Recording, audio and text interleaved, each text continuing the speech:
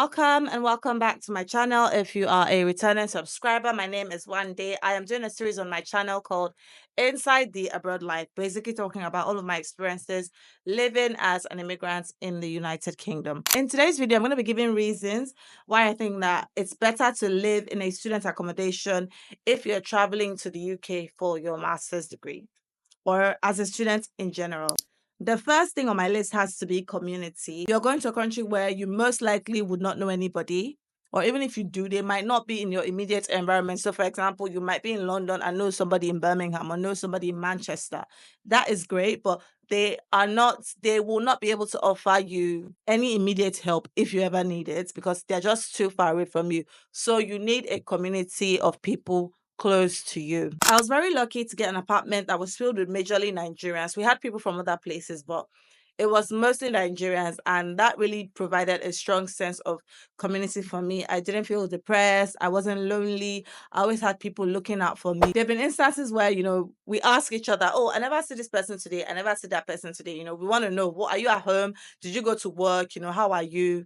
There have been instances where I was sick. It was my flatmates that helped me get food, booked an Uber for me, even followed me to the hospital. There are times when you just need something because look, no man is an island. Another thing that the community does for you is to share information and share updates. So the first job that I ever got was given to me by a flatmate. He heard about it in school and then he recommended it to me at home when he got home.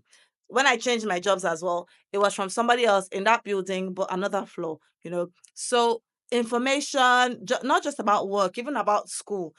You are in the midst of everything. You guys have so much in common that it's hard for you to miss anything that's going on. So if you can, please avoid going to live in a random house by yourself with some random people who are not on the same journey as you or who cannot relate to what you're going through or what you're doing at that particular time. Having a community just provides you with so much emotional and mental support. People do not talk about it enough. There were times that we would throw parties for no reason, just to have fun. We'll gather everybody together, we'll cook, buy drinks, and just in our flats there, we're chilling, we're talking, we're laughing, it was fun, right?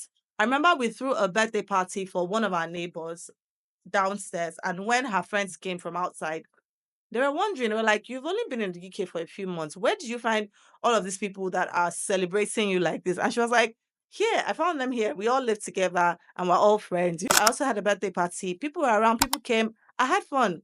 We're six on my flat, right? There was one particular time that four of us were working in the same place. So we would go to work together, we would come back home together. During my dissertation, my laptop stopped working. Crazy, right? Like that was when I actually really needed it. So I had two options: going to school, going to the library every day to use the computers in the library, or buying a new laptop. But I was able to get a laptop from someone that lives on my floor. I was able to use the laptop and I finished like my projects with that laptop. Sometimes I would even go downstairs because I had this housemate that just always had chocolates and sweets and soft drinks. So I'll just go there, collect something. It is a nice thing. It is a nice feeling. You cannot experience that if you go and live by yourself. Number two on my list is affordability. It is generally more affordable to live in a student apartment because a lot of times the price comes with bills inclusive. Whatever it is that you're paying for that month encompasses everything. Another reason is there's a sense of security, not just because of the infrastructure or the facility or whatever it is that has been put in place, but the sense of security in numbers, the fact that you're not alone. Last but not the least is that you're able to form deeper connections. So when you think about school, you might make friends at school, but the thing with school is that you're not seeing the person every day. Sometimes people are not taking the same courses, or you might see them in one class and not see them in the next class. It's kind of hard to build a deep friendship that way. But because you live with these people, you're seeing them every day. You're waking up to see them. On weekends, you're waking up to see them. You guys are able to form more deeper connections. If I go to the UK today, 80% of the people I would visit were people that I lived with in this accommodation that I'm talking about, because for some reason we're still able to keep that connection. We're still able to communicate. I don't really talk to a lot of people from my master's days. Everyone has just kind of moved on. But there's this thing, because you live with people, there's a room for a deeper kind of connection to form, and room for a more lasting, friendships. Will there be fights, disagreements, misunderstandings? 101%. I remember we had flat meetings, just to help us be able to live together better. You guys will fight over different things. Oh, who ate my banana? Somebody threw my this one away. Who put this dirty plate in the sink? Who poured this here? Who did that? Who did? You will have all of those, right? But I feel like the benefits far outweigh that side of living with people for me. What I would advise is make sure you get an ensuite room. If I had to share my toilet and bathroom in that house, I probably would have gone mad.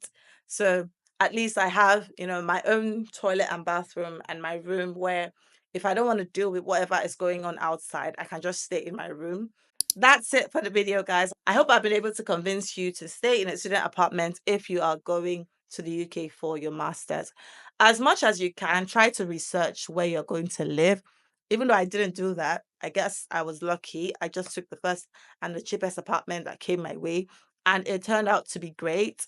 So if you can, research your apartment before you get it, and fingers crossed, hopefully you get the best living experience.